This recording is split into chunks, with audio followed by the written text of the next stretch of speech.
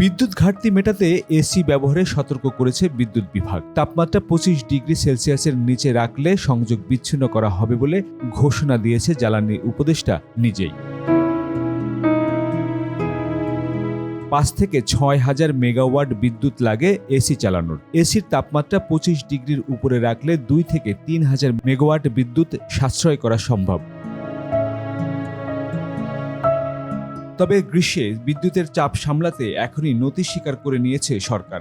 বিদ্যুতের ব্যবহার 15% পর্যন্ত কমিয়ে গ্রীষ্মের চাপ মোকাবেলা করতে চায় সরকার। শীত মৌসুমে দেশে বিদ্যুতের চাহিদা থাকে 9,000 মেগাওয়াট, কিন্তু গ্রীষ্মের এই চাহিদা বেড়ে দ্বিগুণ হয়ে যায়।